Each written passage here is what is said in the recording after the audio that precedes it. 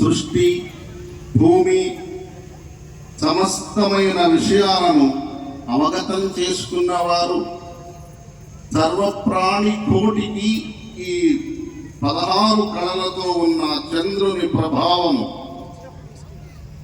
ప్రతి జీవికి కష్టాలను తీసివేసి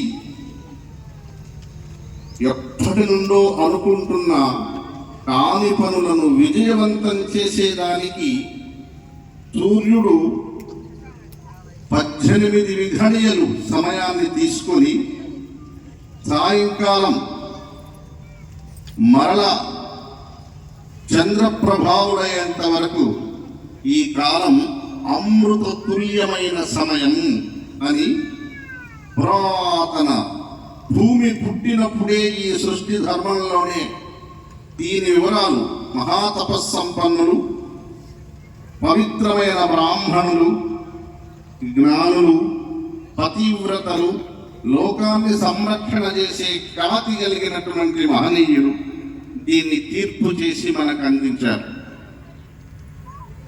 దీన్ని మనం అందుకునే స్థితిలో లేం. ఎందుకు?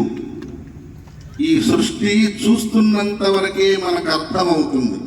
చూడనిది అవతల మనకు కనిపించడం లేదు.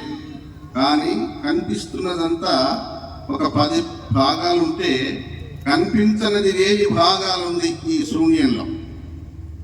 దాన్నే దైవశక్తి ద్వారా మనం పట్టుకోగలం. ఇవాళ మనం ఇక్కడికి వచ్చిన ప్రతి మనిషి దీనికి సంబంధమైన బీజాక్షరాలను తీసుకొని ప్రతి కుటుంబంలో పిల్లల చదువులు, వారి అభివృద్ధి, కళ్యాణాలు, మంచి దేవతా స్వరూపము లాంటి పిల్లలతో వివాహాలు, చక్కటి అల్లుళ్ళు, మంచి బుద్ధివంతులు, కుటుంబాలన్నీ క్షేమంగా ఉండడం కొరకే ఇవాళ ఒక అద్భుతమైన దివ్య శక్తితో సంబంధమైన బీజాక్షర మంత్రసిద్ధి అనేది ఒకటి తీసుకొచ్చాం. ఆ మంత్రసిద్ధి జీవితాంతం చేయవచ్చు, లేదా ఒక 90 రోజులు 3 నెలలు చేసుకునవచ్చు. దేన్ని కోరి మనం ఆ మంత్రాన్ని చేస్తామో ఆ పని అది రామబాణంలాగా పూర్తి చేసుకుని వెళ్ళిపోతుంది. చేసేదానిలో ఏకాగ్రత ఉండాలి. ఏకాగ్రత అనేది చాలా చాలా అవసరం. భక్తిలో ఎన్నో వందల మెట్లు ఎక్కే అవకాశాలు ఉన్నాయి. కింద మానవ శక్తి నుంచి యక్ష, రాక్షస, కిన్నెర, సిద్ధ, సాధ్య, విద్యాధర, గంధర్వుల పై భాగంలో ఉన్న త్రిమూర్తులు, లక్ష్మీదేవి సంబంధమైన వాళ్ళు అందరూ తపస్సు ద్వారా ఒక్కొక్క మెట్టు ఒక్కొక్క లోకంలో ప్రయాణం చేస్తున్నారు.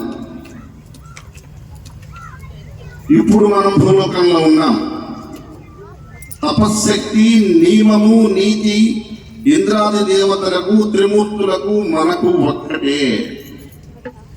మనస్సు ఎవరిదైతే చలించకుండా ఈ 90 రోజులు మంత్రాన్ని జపిస్తామో ఆ జపానికి తగిన దివ్యమైనటువంటి అగ్ని శిఖ వలె మనస్సు పెట్టుకోగలిగితే అది బుద్ధికి నచ్చాలి.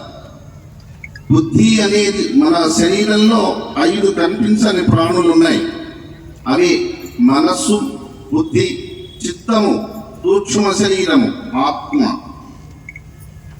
కనిపించేవి మనలో ఉన్నాయి. మెదడు, రక్తము, గుండె, కిడ్నీలు, లివరు, ఇట్లా 5 రకాలు ఉన్నాయి.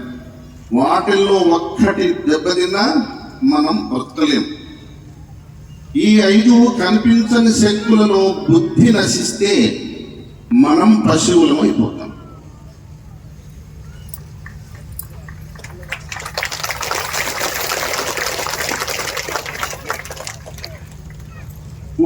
అనేక కోట్ల జీవరాశులు ఉన్నాయి. వాటికి మనకు బుద్ధి ఒక్కటే తేడా. ఇప్పుడు ఒక ఆవు దూడనేస్తుంది, కోడ దూడను. వయసు వచ్చినాక ఆ కోడ దూడతోనే మళ్ళీ ఇంకొక గర్భిణి వచ్చేస్తుంది. ఆ గోవు చెల్లి, తల్లి, భార్య అందరూ స్త్రీమూర్తులు, ఒకే శరీరం, ఏం మార్పులు లేవు.